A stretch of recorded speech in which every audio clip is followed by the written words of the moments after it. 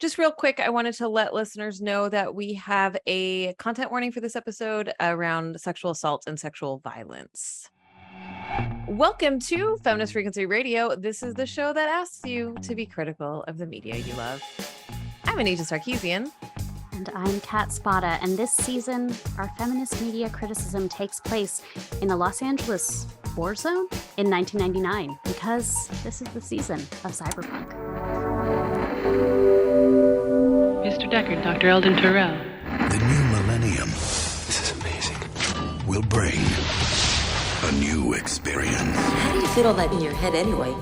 I had to dump a chunk of long-term memory. This is gonna be fun, Terry. Who is this? Take this thing out of the case and stick it up your nose. Mozart's Ghost, the hottest band on the internet. This week, we're discussing Strange Days, Kathryn Bigelow's 1995 action thriller starring Ralph Fiennes, Angela Bassett, and Juliette Lewis. Based on a story by Bigelow's ex-husband, James Cameron, Strange Days was influenced by several sensational early 90s news stories, including the trial of Lorena Bobbitt and the 1992 LA riots. Set in a black market, trading in virtual reality, recordings of people's past experiences and memories, Fiennes and Bassett plays a ex-cop and a bodyguard who investigate a murder seen on one of those recordings. Have you ever jacked in? Have you ever wired tripped? You ready?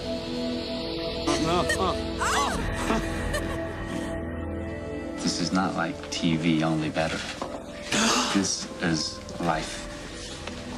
It's a piece of somebody's life. It's about the stuff that you can't have, right? The forbidden fruit, straight from the cerebral cortex. I mean, you're there, you're doing it, you're feeling it. Are you beginning to see the possibilities here? Joining us to discuss this film is a writer, journalist, and podcaster who probably inspired a lot of the television and media criticism you've read online, having been the first TV editor of the AV Club. She's the critic at large for Vox and the creator, writer, producer of the fictional true crime parody podcast Arden. Her book Monsters of the Week, the complete critical companion to the X-Files, is available at booksellers everywhere. Welcome to the show, Emily St. James. Hello, it's me, Emily St. James. That was a very nice bio. Thank you. I am so excited you are doing this with us. I'm so excited you picked this particular movie with us. We met.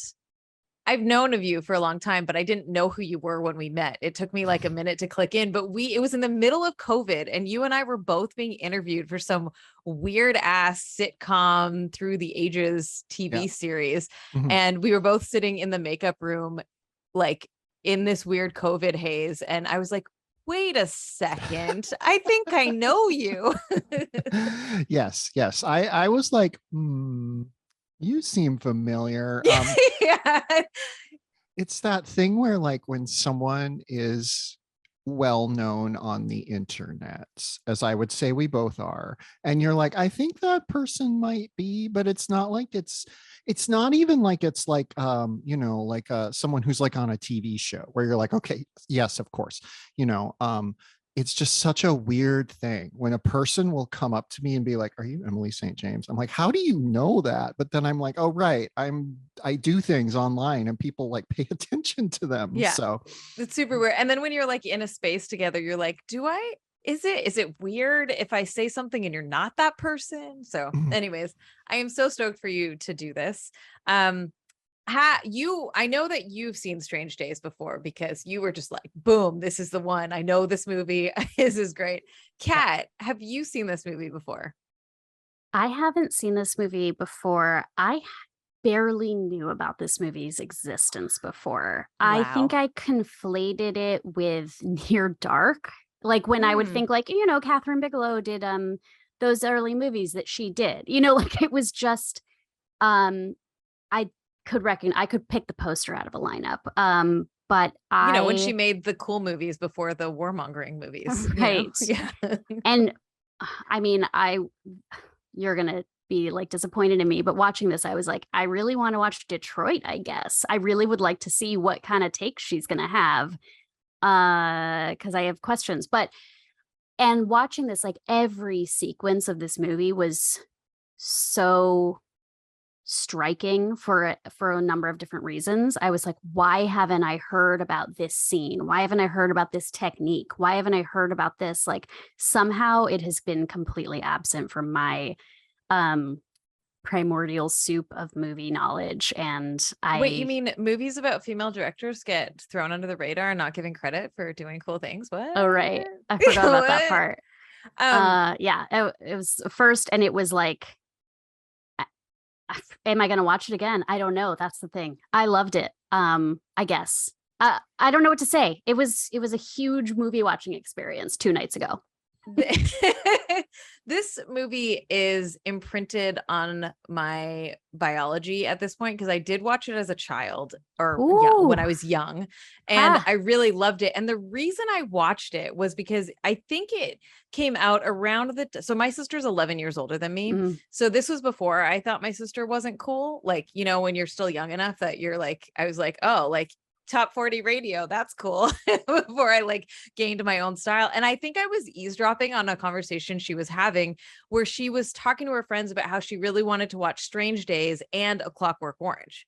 So I was like, well, I guess I need to go watch both of those movies. Clockwork Orange did not have the same impact on me. But this one, I think, like, especially as a kid, the visuals and like it was so dark and like, you know, like intense in these ways. And like, I just immediately was obsessed with Juliette Lewis, which I became a thing into adulthood. I was like, she's so cool. And Angela Bassett. And so there's so many things about this that I like, just because I think I was so young, it gave me a different impression of it. I've watched it several times through the years, but it's been a little bit. And I think, and on this rewatch, I was like, man, I forgot how fucking rapey this movie is. Like, it's really like the sexual violence in it is really intense. And that kind of took me back a little bit in this viewing.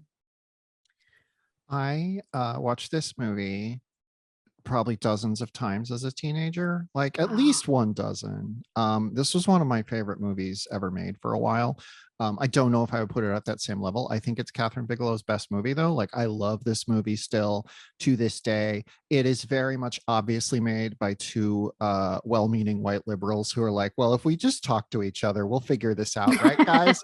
But like, within that framework, which is how a lot of Hollywood films approach issues like police violence and misogyny and structural racism, within that framework, it is impressively pessimistic. Like, it is very much like there's like 2 good cops in this movie, and yes, they save the day and like the right thing happens at the end, but the movie is not under any illusions about how broken the world is. And I mean, obviously watching this as a teenage trans girl, a movie about people that get to like literally experience other lives, where Ralph Fiennes is like, you could try being a woman for a while, see how that feels. And like, that was like tapped into my like cerebral cortex. But I think there's so much more going on here like that as I watched it today, probably for the first time since I was a teenager, because this movie is very hard to find now. It's very, it's fallen into obscurity, like a lot of movies produced by James Cameron's Lightstorm Entertainment for various rights reasons. But yeah, as I watched it today, I was like, oh yeah, this really holds up in a way that like makes clear why it was not a hit, but also like makes me sad it hasn't become Blade Runner, basically. You know, Right. like, I love Blade Runner, but this movie should be right up there with it. Yeah. So you tweeted today that this is a deeply trans movie, and I wanted to hear more about that. Was it because of the way that the tech works to allow people to inhabit other experiences, or was it more than that? Yeah. And like, I want to be very careful here, because James Cameron and Kathryn Bigelow are 2 directors who create movies that like frequently explore big trans moods. Like, James Cameron has made so many movies about like taking your consciousness and putting it into another being. And Kathryn Bigelow has made so many movies about like just sort of like exploring the like veneer of masculinity. And once you realize that all of the male characters in this movie have her haircut at the time, you kind of can't unsee it. I'm not saying either of these directors are trans. I don't believe that. I would not like say that for them. If they want to come and tell me that, I will print an interview about it on vox.com, and I would just love to do that for them. But And I do think a lot of it's attributable to, like, James Cameron clearly wants to be crushed beneath the shoe of a powerful woman because that's fun for him. That's the one objective truth I know about James Cameron. and Kathryn Bigelow clearly is like hates herself a little bit for being attracted to men. So I think you can also attribute those vibes to those like two impulses which overlap with a lot of trans impulses. But this is very much a movie about how, like, once you start breaking down, once technology allows you to start breaking down a lot of how society functions, then a lot of things don't make sense anymore. And one of those things is gender. If you can just randomly put on another gender for a day, why wouldn't you? This movie essentially asks. And like, as a trans person, I sort of feel like gender is deeply rooted in a way that is inextricable from the self, while also being a complete social construct. As I frequently say, it's an entirely made up thing that is the most important thing to me personally. But it is like a movie about, as these experiences happen, what are ones that can feel very real and vital to you? And you'll notice when characters are putting on the persona of someone from the other side of the gender binary, because this movie doesn't have any non-binary characters or anyone outside that gender binary. There's like a viscerality to it that they're able to feel in a way that's not as true when they're putting on like someone of a different race or a different background or a different socioeconomic status. That feels a little bit more like a costume, for lack of a better word. Whereas when you like when Ralph Fiennes is like in the experience of being a woman, it's clear that he's like, whoa, this is really cool. And so there is a very like trans element of, when you start to think about how gender is arbitrary and you can make it do whatever you want, technology will help you with that in a lot of ways. Like, trans people have been around for all of human history, but like the internet has helped us find each other.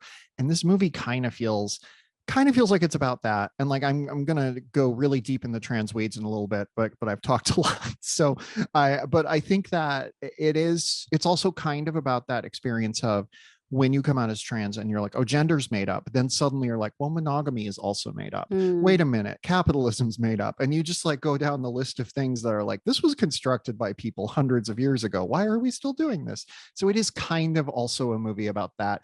But again, within the framework of James Cameron and Kathryn Bigelow being like, if we just shook hands, we could fix all this. Yeah, absolutely. And I think, I wasn't expecting that reading when I asked you to do this movie, but I think it's really interesting. And rewatching it now with different perspective and being an adult in time period, you're like, oh, this technology is actually could be extremely transformative in like so many ways for so many people, in ways that you hear about with like video games and experiencing, like being able to inhabit, like different characters and different experiences. And like the other side of that is it also, I kept being like, oh shit, this is a whole new type of revenge porn, like this is a whole new type of like ways to abuse and like online digital attacks kinds of energy.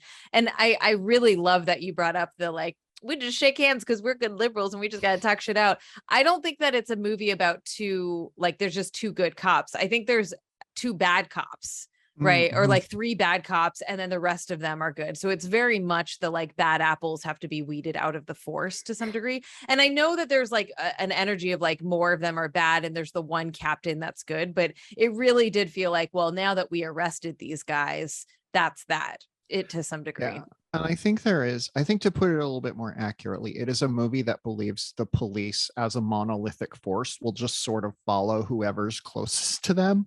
So when it's the bad cops, they're doing bad things. And when it's this one good cop, they're like, oh, we're going to do the right thing. And like, I think that reality has not borne that out. But it's sort of interesting when you read the criticisms of this film from the time, they're very much like, well, this movie is very anti-police in a way that's unrealistic. And now when you read criticisms of it, people are like, oh, this movie doesn't quite get how bad the police can be. It's fascinating how prescient this movie is. Yeah.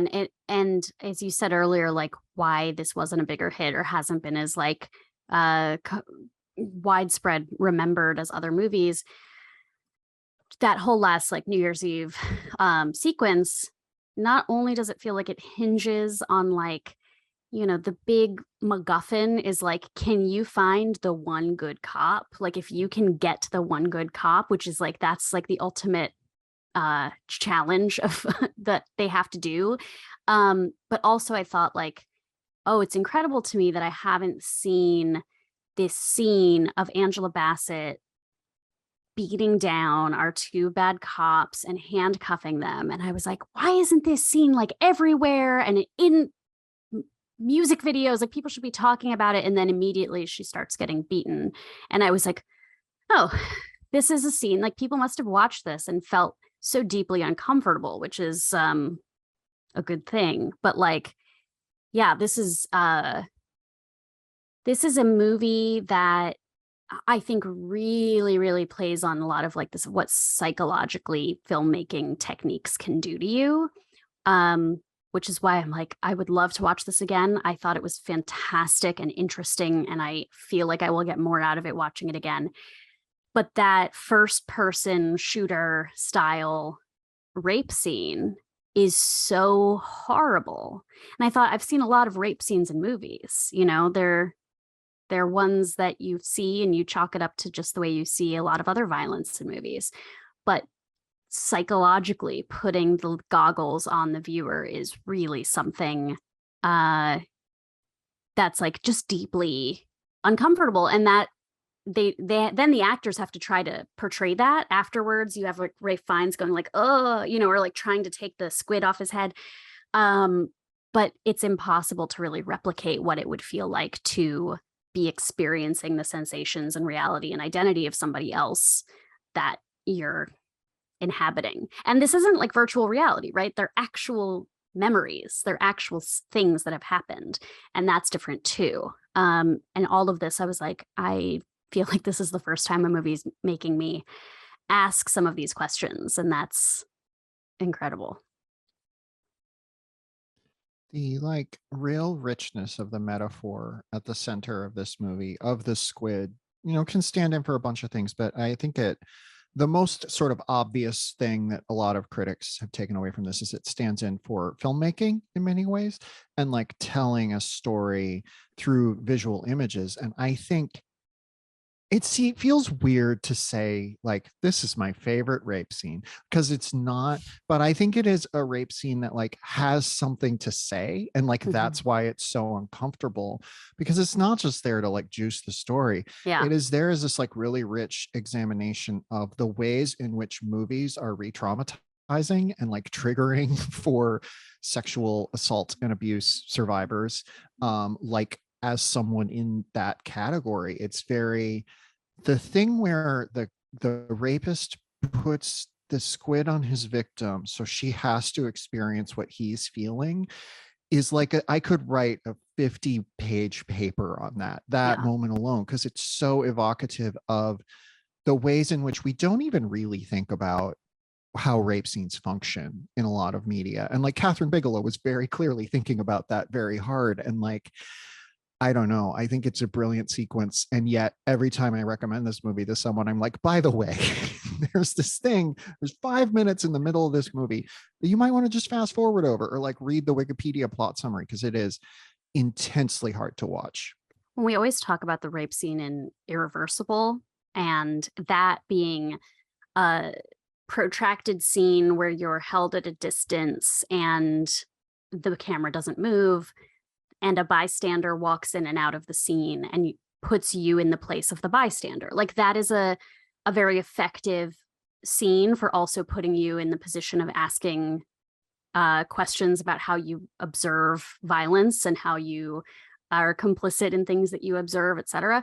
But this is it even, I mean, the discomfort starts right away when he talks about like the snuff version of these films. But I felt really uncomfortable in that first Juliette Lewis rollerblading scene, because I thought, man, I've fretted over an ex having a nude photo of me and just having it, not even distributing it, but just having it. And I've fretted over that and feeling like, oh God, that creep is going to have this picture, have access to this grainy flip phone picture of like half of a boob.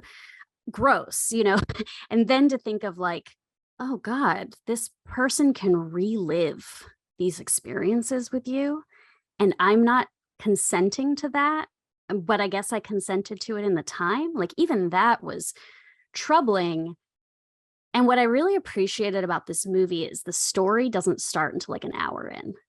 It's just laying the groundwork and telling you what strange days we're living in. And then it really kicks off into like two sort of parallel journeys. I kind of also liked that Ralph Fiennes didn't really give a shit about Jericho and Angela Bassett didn't really give a shit about Faith, but they both needed to accomplish these kind of goals alongside each other.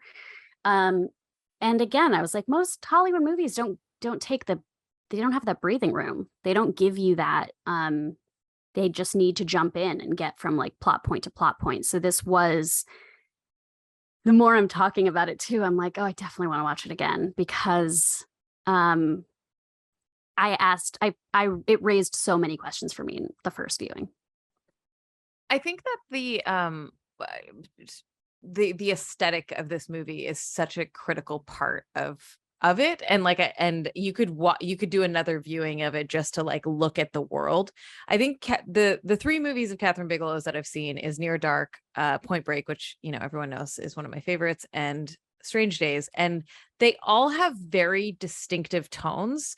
I feel like she's incredible. Her and her team are incredible at building environments and tone that are cohesive. And there's like almost there's an over the topness in all of them, but that's just muted enough that you can buy into really quickly. And I think this one is fully that, right? You've got like Santa being beaten up on the side of the street to just show how lawless this town is, right? Like everything is just wild, and there's fires in the street, and it's like it's what you imagine like a quote unquote inner city to be in 1999 or whatever.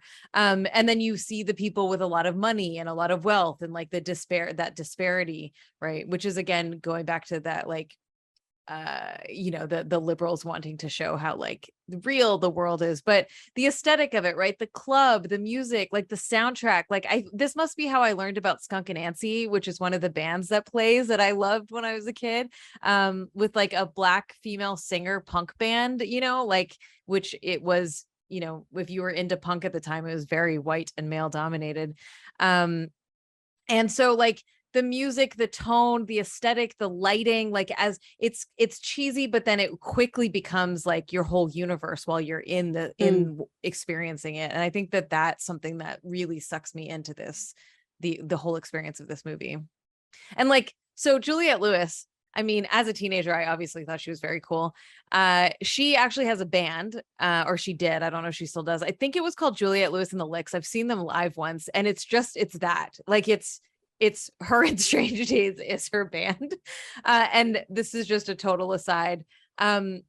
Once there was a tiny interview of me featured in Rolling Stone, and like I think she retweeted or liked it, and I was like, I can't believe Juliette Lewis found me. Not that I really give a shit as an adult, but that the kid of me that watched this movie as a child was just like came out and was like excited by it. She's terrible in this.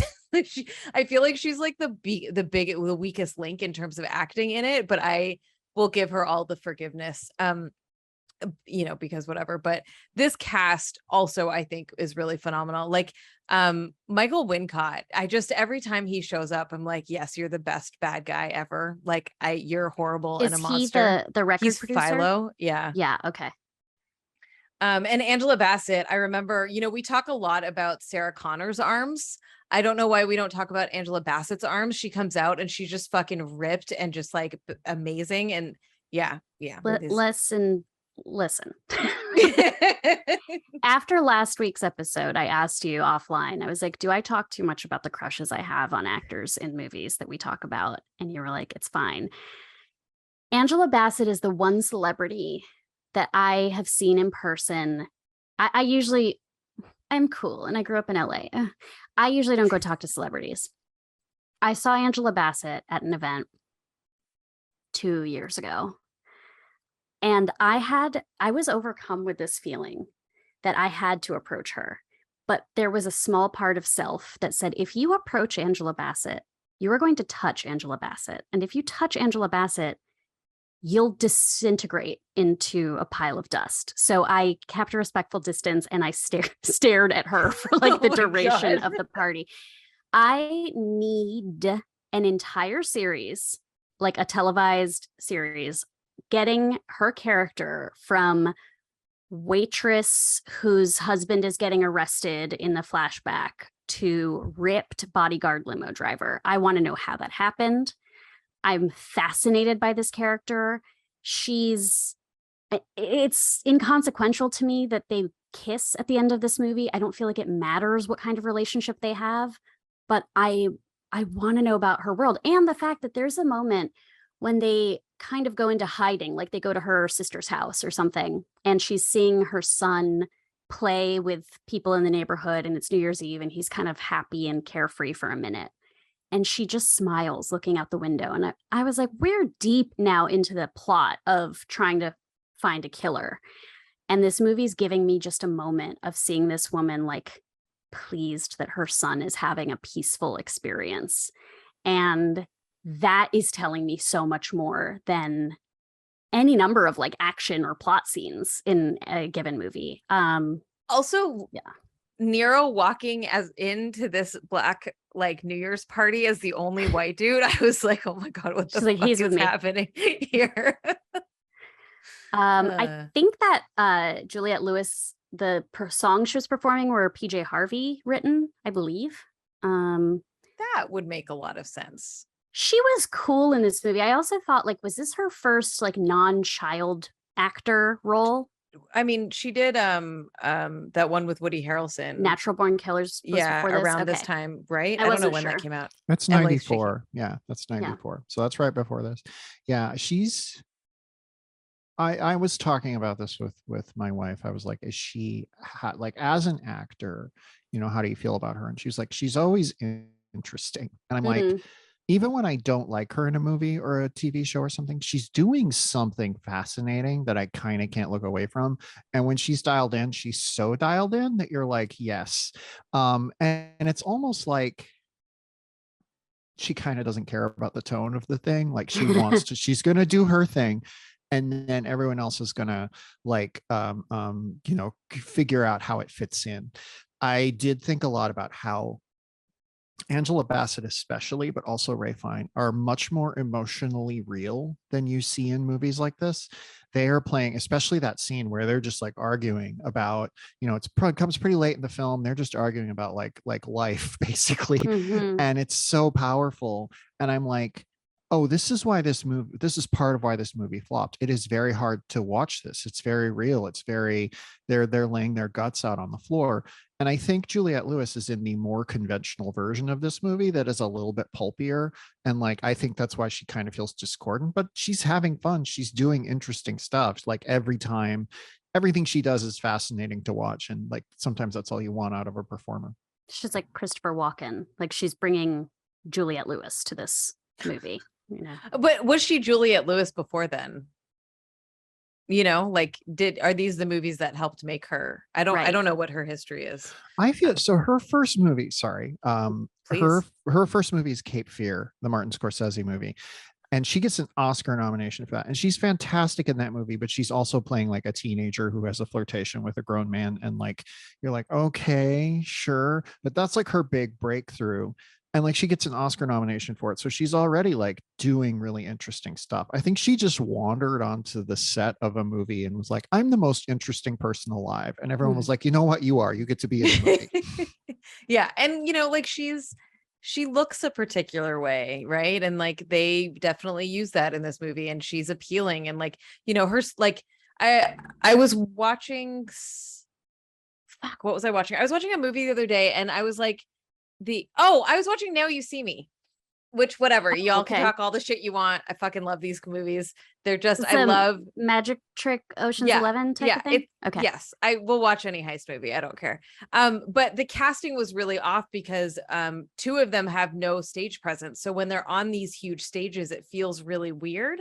And I think that's like the opposite of Juliette Lewis, where when she's singing and performing on stage, like they do a very good job. Like she's very captivating in that. And so I think in some ways there is success there. I just keep thinking about one of the last scenes where she's like, leave me alone, Lenny. And like she starts screaming out of nowhere. And I just like, oh, you are acting.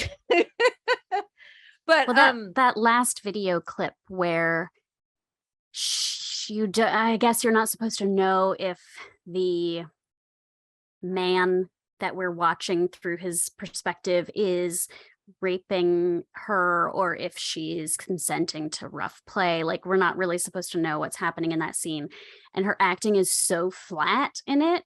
But I was also like, well, if she's acting in this, if this character is acting in this moment, I guess this is fine. Like it does, there were so many layers of like, am I watching Juliette Lewis? Am I watching Faith pretending?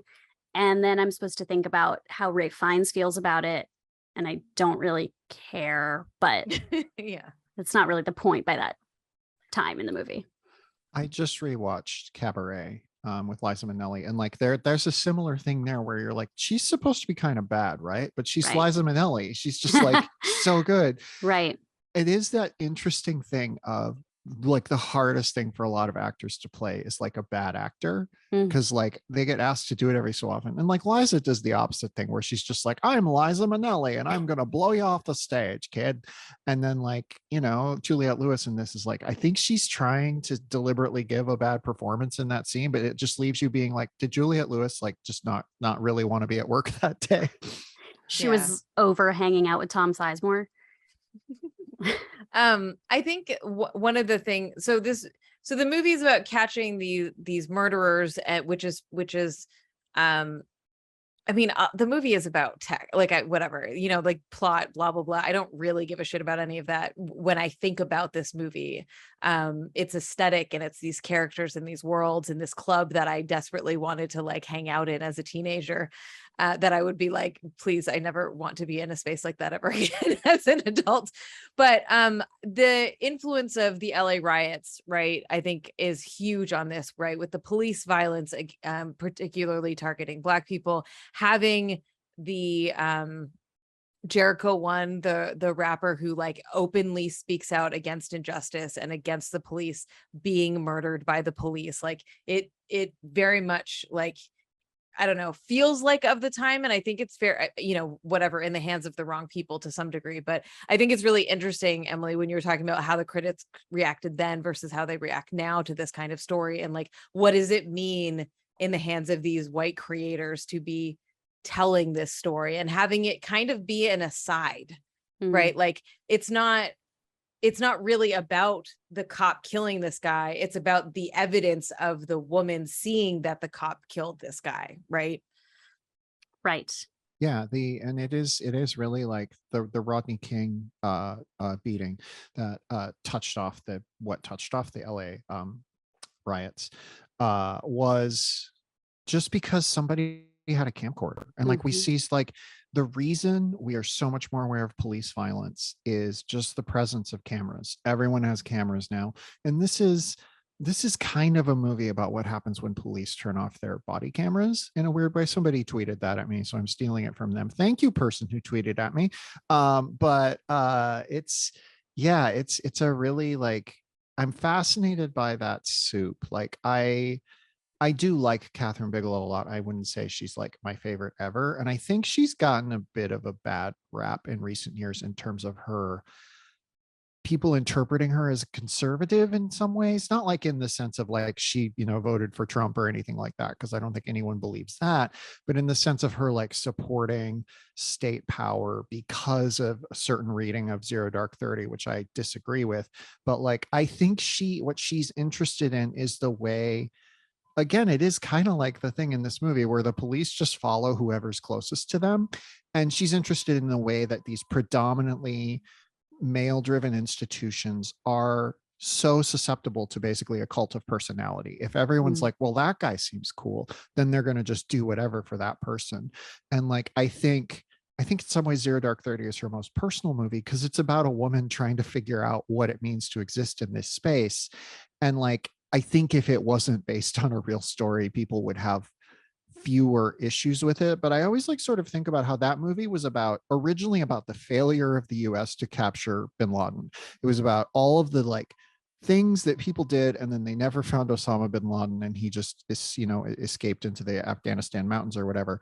And like, then while they were making it, they like killed him, so they had to totally rewrite it. And I think that's some of its tonal disjointedness. But I'm fascinated by the way that Kathryn Bigelow is about the ways that these institutions driven by men are just easily warped by just like one guy standing up and being like, let's hurt everybody. And then like a woman coming in and being like, I don't know if I agree with that, but also like having to kind of just figure out a way to exist within that space. I think, that's a fascinating thing about her. And Strange Days is not her first movie about that. It's I think it's called Blue Steel with Jamie Lee Curtis. It's probably her first movie about that. But yeah, did she direct Blue Steel? She directed some, I can't remember the name of it, but it stars Jamie Lee Curtis as a cop. Yeah. Okay. It's a really good movie. But yeah, she's such an interesting and idiosyncratic director. And this movie almost killed her career, and it's her best movie. So yeah. I mean, I would fight you a little bit on Point Break. We could battle that out, but Point Break's great. Yeah, I know it would be half-hearted because I love both of these movies so much. I just am, as our listeners know, obsessed with Patrick Swayze and the Patrick Swayze trifecta. It's fine. One of the things that I thought really ties this in with some of the other movies we watched is the paranoia that is attached to and around technology. And this comes out specifically in the character of Philo, where he is becoming really paranoid because he's like, in this instance, he's wired up too much. I forget how they phrased it. Whatever, he's been wired up too much. And he is becoming really controlling and abusive. And I'm like, whatever, I'm sure he was controlling and abusive before, but that the technology and the tech is making him more paranoid, which is a bit of a different take than some of the other movies that we've watched. That's been more like, oh, I'm afraid of technology because it makes bad things happen. Right. And again, it's very prescient, this idea that like when you get super invested in the lives of, I don't want to say the wrong people, but when you become super tapped into the experience of people who are taking you down the wrong path, because I think the internet has the capacity to give us great empathy, and also the capacity to give us like a hermetically sealed world that we never see anybody outside of. And I think that this movie is very much about like, oh, what happens if you just kind of chase that feeling off a cliff? And I mean, this will segue back into me talking about transness for 10 minutes. So please say whatever else you want to say. Well, I just want to, maybe that should be our bonus because I want to hear more about that. But like, there were a couple of other films, and I don't know like if this is the first time that sort of a first person POV is used in a Hollywood movie like this. Obviously there was that big spate of like found footage movies that happened 10 years ago. I was thinking of one of those, which is End of Watch. It's a found footage propaganda movie with Jake Gyllenhaal and Michael Pena, in which it's like most of the movie is from their body cams POV. And it also reminded me a lot of Cachet.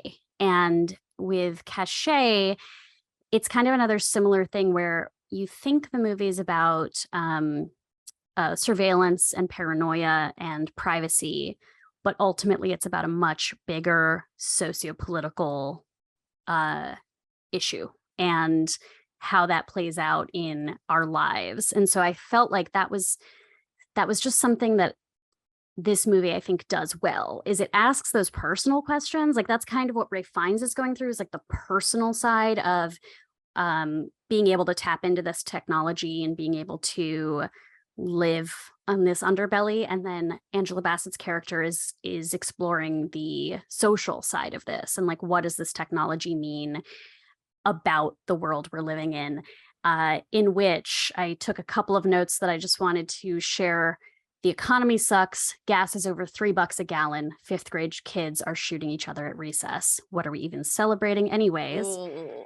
And at one point, the local news anchor speaks about some predictions, I guess, that psychics have made for the 21st century. On the eve of Y2K, Muammar Gaddafi will be awarded the Nobel Peace Prize. Turkey will make reparations to Armenia. And by 2025, there will be a second woman president. So again, I was like, that's a little bit of like cheeky, Hollywood. Oh, wouldn't this be funny? But definitely big LOL about those. And everything got better, actually. I like that they're like that is this interesting thing of like when you just talk to a random person, they're like, things are just going to keep getting worse. And then like on TV, it's like, and they're just going to get better and better and everything will be fine. Mm-hmm. Yeah. No, I had nowhere to go with that. I would like to end on the best line in the whole movie. It's real time to get real. When she's yelling, Angela Bassett's yelling at Nero to like get his shit together. And I was like, oh my God, this is so cheesy. Who wrote this shit? And she delivers it like a champ, like a fucking professional that she is. Is that the scene when they get to the New Year's Eve celebration and he's got the tape and he's going to maybe go sell it to the highest bidder, but my note was, I'm just a girl standing in front of a boy begging him to have some goddamn integrity. Like, don't sell this tape on the black market. Please use it to reveal all of this corruption. Yeah. I don't remember what was, the biggest New Year's Eve celebration Los Angeles has never had also. Oh, that's true. Yeah.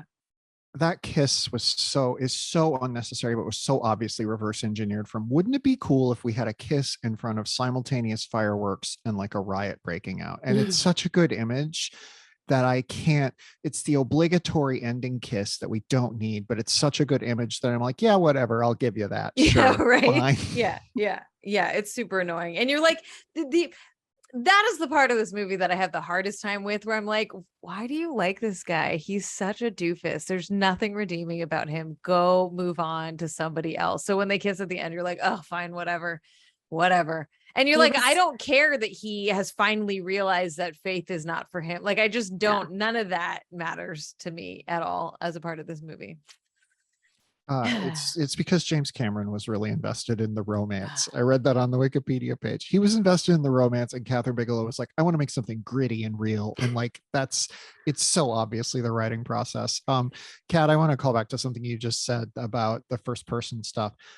You think about in 1999, a few years after this movie comes out, that's the year that two of the most influential movies ever made, The Blair Witch Project and The Matrix, come out. Mm-hmm. And they have heavy vibes that overlap with this movie. I'm not saying that this movie inspired anything in either of those films, but it would not surprise me. I love this fucking movie. I still loved it upon rewatching it. It was a lot harder to watch. I'm really sad that it's hard to find. I just found that out because I have it. And so if you can find it, I highly recommend it, with all of the caveats that we just discussed for the last 40 minutes. All right, y'all. Thank you. And we will be right back with some freak outs. The Games and Online Harassment Hotline is a text message-based, anonymous, and confidential emotional support hotline. And it's created specifically for the gaming community. Because we're gamers and creators, and we want to help each other. So, how does it work? Well, you text us and we listen. Our hotline is 100% anonymous. We can talk about anything you need to, and only what you want to. The Games and Online Harassment Hotline is an inclusive resource for anyone, no matter how you identify. If you feel that you need emotional support, you can start right now by texting support to 23368, and our qualified responders will be there to listen to you, free of charge. Reach out, get help, and let's make this community a better place to work and play. What's your freak out? Now it's time to talk about what's been thrilling us, moving us, upsetting us, or infuriating us. Kat, what are you freaking out about? I just watched the first episode of a show that I hadn't heard a thing about until I opened up my Peacock app, which is The Resort. Have you heard about this? I mean, Emily has, of course, but I didn't know anything about it, didn't know what to expect. And, well, Emily, I want you to speak on it, and then I'll tell people what I thought about the pilot. I haven't seen it. I have heard people saying it's good, so I'm excited to hear you tell me why I should watch it tonight. Yeah, I mean, sorry, I haven't watched Mr. Robot. This is from the guy who made Mr. Robot. I just like the cast. William Jackson Harper, whom I loved in The Good Place, obviously, but I also really loved him in the second season of Love Life, which I feel like nobody talked about that movie, that show. I didn't like the second season. I think I bounced out of it. I thought the first season was fine, like an interesting premise, whatever. And then the second season felt like a little bit meaner in some ways that I was like, I'm not here for this. And I bounced out pretty early. I think, and this could be maybe an unfair rating, but just like seeing an actor do something so different from what you have known them for. So I guess seeing him go from Chidi to that. And Kristen Milotti, who I feel like is always interesting. I think also maybe the writer of Palm Springs or somebody involved in Palm Springs is involved in The Resort. So it's, I just watched the first episode. This is a couple celebrating their 10-year anniversary at a resort in Mexico. And during like what's it called? An ATV accident, Kristen Milotti finds a 15-year-old cell phone in the jungle and uses it to realize this belonged to a missing person, someone who went missing 15 years ago at a neighboring resort. And it looks to me like the story is going to be about this couple investigating this cold case as a way to bring them closer together, because after 10 years of marriage, they've started to drift apart. And ultimately, I don't think I'm going to be that interested in the story of this couple maybe finding their way back to each other or whatever. But especially in the context of Strange Days, I think it's very interesting as to continue exploring how we treat mysteries and violent mysteries and real life people who maybe were harmed or murdered or lost or whatever. They are sensational for a reason. They're fascinating for a reason. But I'm curious to see if the show kind of gets into like, why is this woman so invested in doing the research herself?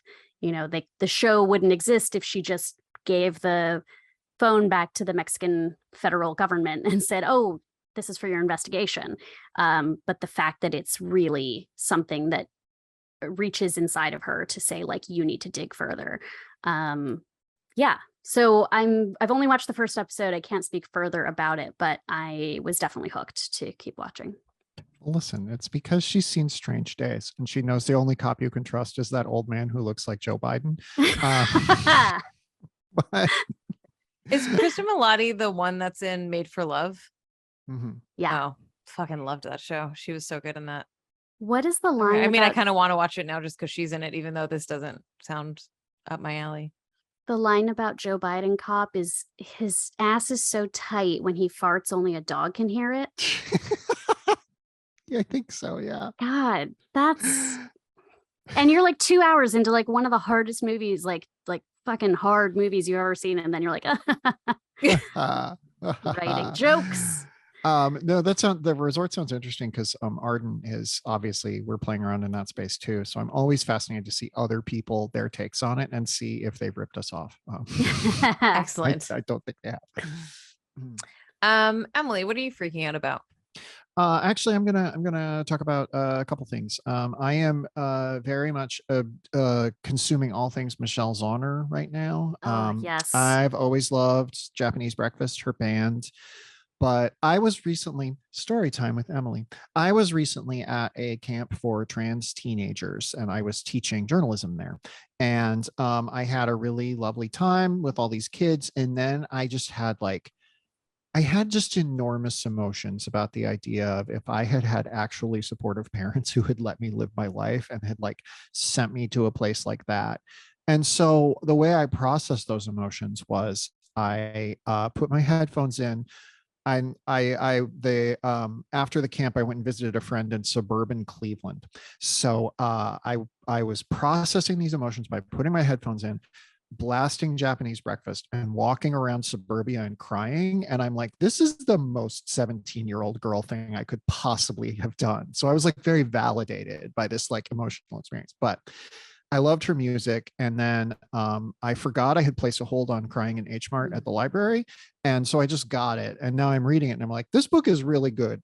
No one is talking about it. It's like one of the most acclaimed books of the last 5 years, but it's so fantastic and so smart and so nuanced about a really complicated parent-child relationship in a way that I don't know. It doesn't let the parent off the hook, but also shows you why the child keeps coming back.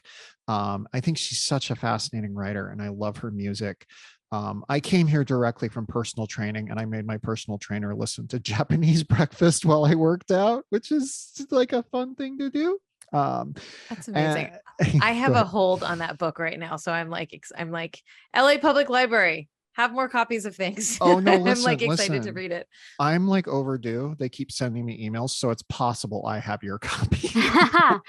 Let me tell you, Crying in H Mart, I read as a recent griever of a parent. It is beautifully written about that complicated subject. But also there's a passage in the book where she talks about, and I started reading this book not realizing that she was from Japanese breakfast. I just was reading grief books. And then she starts talking about as a teenager when she discovered the yeah, yeah, yeahs and is both elated to see that there can be a half Korean American woman in rock and roll and also distraught because that means there already is one. So they won't make space for me, even though nobody says there's already an Iggy Pop. And by the time this episode airs, I will already have gone to the Hollywood Bowl to see the Yeah Yeah Yeahs supported by Japanese Breakfast and the Linda Lindas. And I'm so excited about these. What a lineup. What a lineup. There's like kind of 3 micro generations of like women in rock who are, the Linda Lindas are both Asian and Latine. And just to see like that continuum is something that's really exciting. But also Michelle Zauner she's already signed on, I think, to adapt her own book for the movie. She's going to be the screenwriter. That's amazing. I have to get tickets to that show. Like I've been looking at it and being like, my wife is very pregnant. And so she won't be going with me. But this is the first time I've said that publicly, buried at the end of a podcast from some other people. But yeah, she's not going to be able to go to that at that point in time because it will be like 6 weeks before we have a baby. But yeah. I'm going to find somebody to go to that with me. If you get a ticket, let me know. I have a connection at the Hollywood Bowl who usually makes my seats better. I just buy cheap seats and then you can sit with me. Is this in August or is it after August? I think it's in August. Damn it. Sorry. I would totally go with you if it was not in August. My other recommendation was going to be the new show from the guys who made *Halt and Catch Fire*, one of my favorite TV shows ever, is out. It's on Amazon Prime. It's called Paper Girls. It's an adaptation of the comic. I've only seen a couple eps. It's really good. The fuck? Sorry, I'm freaking. My freak out is going to be that they made a new show. That fucking *Halt and Catch Fire* is one of my favorite shows. They have been trying to get something made for a long time, and then they adapted this Brian K. Vaughan comic about paper girls who throw papers and then they travel through time. It's really good. It's really well done. It's very Stranger Things-y, but has kind of its own emotional tone, and also, unlike Stranger Things, it understands how to write women as actual people. I love Stranger Things, but oh boy, Paper Girls is worth checking out. I can't wait to see it. And Anita, that show is on October 6th. So y'all should definitely get tickets. I can totally go. All right, we'll talk about that later. Yeah. And if you're listening to this now, maybe you can still get tickets. I didn't realize when it's happening. So yeah, nice. You can hang out with me. I mean, that sounds like a treat. Anita, could you be freaking out at anything other than that? I mean, I kind of don't feel like I should now. I feel like I'm just really legitimately freaking out about Paper Girls. So my freak out's a little bit weird because it's about therapy. I Weird. I have can't believe you do therapy. That's I gross. know, it's so weird. So I have been extremely frustrated by cognitive therapy, also called talk therapy, where you just go and talk to someone and then everything is supposed to be resolved, and that's just not, it just doesn't fucking work for me. And so I did, been in and out of therapy for a long time, and I kind of like give up on it and then like go back when I'm feeling heightened and then give up on it again, because I'm like, I don't need to pay you to tell you what I can just what's happening in my week, or like I have really good friends that I can talk to about things, and like this just doesn't feel like it's getting anywhere. And I have recently started doing somatic experiencing, and it is truly shockingly life-changing in ways that I'm like, well, I guess I need to freak out about this because it's so impactful. So in traditional therapy, when they're like, what is the youngest age that you remember experiencing the fucking blah, blah, blah? I'm like, I don't fucking remember my childhood. I don't know what I was thinking or feeling about anything. And then they'll be like, okay, now visualize. I'm like, I can't visualize shit. It's all just fucking white space, right? Like none of that stuff works for me. So in somatic experiencing, the idea is that if you've ever read the book, The Body Keeps the Score, it's very much that. It's about how trauma gets trapped in your body. And so you can't talk it out and you can't think it out, which is very hard for those of us who are very rational, very like intellectually focused. And so somatic experiencing therapy talks to your body. Like when you're working with a practitioner, they'll be like, okay, so what is your body telling you now, right? Not what is your brain telling you? And it is so goofy. Like it's goofy and weird and like odd. And it is the most I've ever been able to tap into like real emotions, been able to do like incredible visualization stuff, like have real emotional reactions like that don't involve like talking about anything. You never have to talk about your trauma. You never have to say what happened because it doesn't matter because it lives in your body. And so yeah, it's been extremely, it's been so exciting to me. And I'm like at a loss for words because I can't, I feel like well, that's I know the point. Yeah. Yeah. I feel like it took me so long to learn about this thing and find this thing that like can actually help work through a lot of the traumas that I've experienced in ways that feel like long-term and like healing and, restorative in a lot of ways. So it's called somatic experiencing. If you have a similar, if anything I said resonated about your experiences with therapy, trying out somatic experiencing might be something interesting for you to explore. Just the whole world of trauma therapy is fascinating because there's so many different approaches. I'm in cognitive processing therapy, which is like an offshoot of cognitive therapy, but like very much more. It's like trying to solve trauma with math. And I was so skeptical of it when I started, but my therapist was like, I think this will work. And she seemed like she could be my best friend. So I was like, we're going to do this. We're just going to see how far this goes, because I think we're going to become great friends at the end of this. And it actually worked really well. But like, I know so many friends who've been helped by EMDR, and like, I'm just fascinated by all the ways that our brains are and bodies are sometimes just not communicating and just need to get better at that. And I love that there is a larger movement towards destigmatizing therapy and destigmatizing support, and also more conversations around trauma specifically. Because look, there are a lot of bad therapists that can cause way more problems than they help, and therapists don't have to be trained in trauma.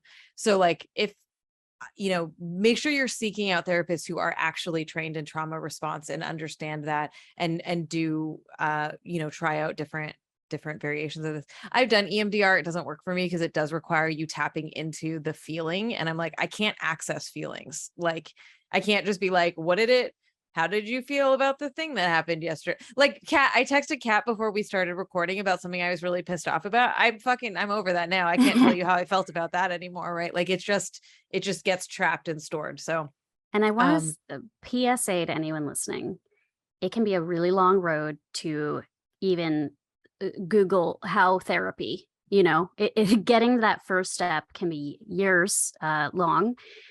And it's okay if you go down the wrong road a few times. And many people will say they have experienced, like, I went to a bad therapist, or I went to a support group. It wasn't the right thing. I tried EMDR. It didn't really work for me. Like, I think because there's been so much stigma, a lot of people, when they finally get the courage or the wherewithal or the resources internally and externally to actually seek something out, if that first thing doesn't work, that may be the end of the road for a lot of people's experiences. And I'm always urging people to keep trying. I had a therapist use the R word in a session, and that was our last session. And I was like, I had a therapist who crossed some serious fucked up boundaries. Like, and it wasn't like a sexual thing. It was just like bad practice boundaries. And like, they're bad therapists. And you're, I'm trying to find someone in network before the pandemic that I can get to outside of work hours. That's in a neighbor, you go through a lot to get there, but it's worth it to keep trying. So yeah. PSA. Okay. Nothing has helped me more than finding the right therapist. So, yeah. When I finally found the right person, I was like, this is what it's supposed to have felt like the whole time. Which is the same. Which is creepy, because that's how you talk about romance. Yeah. Which is super fressed up. Wow. Which is messed up, because like, I feel like it's good practice to have therapy or like therapeutic support, which could look many different ways. But a lot of people tend to enter into therapy when things are bad, right? Not when things are good. And like, how hard is it to go and do all of those steps and all of that shit when you're already struggling with the thing, right? And it's just, it's challenging for sure. And I appreciate that PSA of like, it's not a one size fits all situation. And also, you can leave your therapist. And if they tell you you can't, then they're fucked up and bad. Like, people feel like they're trapped in those relationships sometimes, and you're not. You call the shots about what you want in that space. There was a time when I was seeing 5 therapists at once because I was too scared to break up with any of them. Oh no. See, exactly. A therapy polycule. Oh, buddy. This has been a very self-actualized group of women talking about all the money and time we spend on trying to fix what's broken in our heads. And hey, maybe not broken, just the chemicals are doing what they're doing, and the history's happened, and got a lot to work out, and here we are. Love it. I don't know where I'm going, but I want to say thank you, Emily. This has been wonderful to chat with you, and definitely you're somebody that I've admired for many years. So to get to talk to you about a movie has been delightful. Thank you so much. I had a really great time hanging out with you two, hanging out virtually with you two, and talking about Strange Days. Where can our listeners find you on the internet? I am, my writing mostly appears at Vox. I also have a newsletter at emilyvdw.letterdrop.com. I'm on Twitter at twitter.com/emilyvdw, and whatever platform you're listening to this podcast in, you can also find Arden there, ARDEN, Garden without the G. It is about 2 women who solve cold cases and try not to fall in love. And it's, I don't know. We're currently making season 3, and season 2 is, I love all the show, but season 2 has some stuff in it that really deals with a lot of the things we've been talking about throughout this show. So yeah, check it out. Nice. Well, I'm Anita Sarkeesian, and you can find me at Anita Sarkeesian on Twitter and Instagram. I'm Kat Spada. You can find me on Twitter at @Kat_EX_Machina, and you can follow Feminist Frequency at FemFreak. If you are a Patreon subscriber, be sure to stick around for the bonus episode with our guest, Emily St. James. If you like the show, help other people find it by subscribing, rating, and commenting on your favorite podcatcher to help other people find it as well. Thanks so much for listening. Bye.